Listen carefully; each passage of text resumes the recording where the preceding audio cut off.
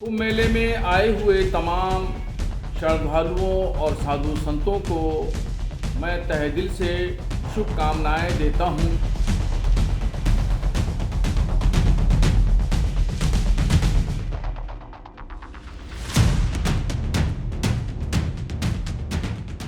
तेरह जनवरी से महाकुंभ के पावन पर्व की शुरुआत हो रही है और जैसे जैसे समय करीब आता जा रहा है वैसे वैसे सियासी गलियारों में नेताओं के भी सुर बदलते हुए नजर आ रहे हैं। और कुछ समय पहले बरेली ने महाकुंभ की जमीन को वक्फ का बताया था, जिसके बाद से ही साधु संतों में रोष भी देखने को मिला था और इस बयान की सीएम योगी ने भी कड़ी निंदा की थी। लेकिन अब अचानक एआईएमजे के राष्ट्रीय अध्यक्ष मौलाना साहबुद्दीन रजवी बरेलवी के सुर बदल गए हैं और उन्होंने महाकुंभ में हो रही तैयारियों को लेकर सीएम योगी की सिर्फ तारीफ ही नहीं की बल्कि साधु संतों को शुभकामनाएं भी दी हैं। और क्या कुछ कहा, सुनिए। कुंभ मेले में आए हुए तमाम श्रद्धालुओं और साधु संतों को मैं तहे दिल से शुभकामनाएं देता हूं कि खैर व आफियत के साथ, अमन व शांति के साथ महाकुंभ मेला संपन्न हो। और साथ ही प्रयागराज के तमाम मुसलमानों से अपील करूंगा कि वो खुशहाली और सद्भाव के लिए जिन जिन मुस्लिम महलों से, जिन जिन मुस्लिम गांवों से श्रद्धालु गुजरें, उन पर फूल बरसा करके, पुष्प वर्षा करके उनका स्वागत और उनका इस्तकबाल करें।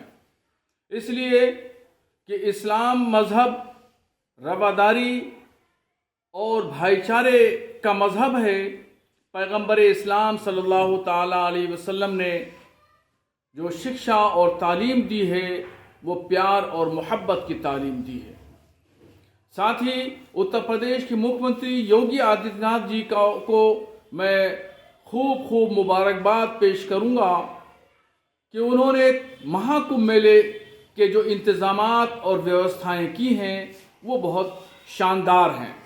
करोड़ों लोगों के इंतज़ामात करना मामूली बात नहीं है।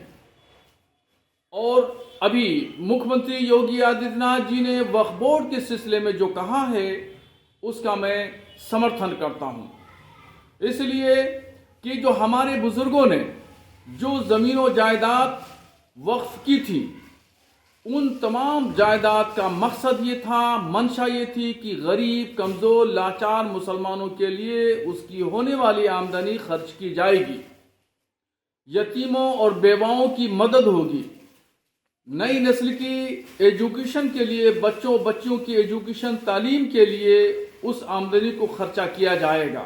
मगर ये सब ना हो करके वक्फ बोर्ड के जिम्मेदारों ने जमीन भू माफियाओं से मिलकर के करोड़ों की जमीनों को रेवड़ियों के भाव खुर्द-बुर्द कर दिया और वो सही मकसद में उसकी आमदनी खर्च नहीं हो पाई। मैं दावे से कहता हूं कि अगर वक्फ बोर्ड से होने वाली आमदनी अगर मुसलमानों के तालीम में, एजुकेशन में, माशी और इक्तिसादी आर्थिक हालात में खर्च किए जाते तो पूरे भारत से मुसलमानों की गुर्बत ख़त्म हो जाती और पूरे भारत में एक भी मुसलमान भीख मांगने वाला नहीं दिखता। अब देखने वाली बात ये होगी कि बरेलवी के अचानक से बदले हुए सुर का क्या राज है और वो कब खुलकर सामने आता है, ये तो आने वाले समय में पता चलेगा। जीएमडी न्यूज़ के लिए बरेली से विवेक पराशरी की रिपोर्ट।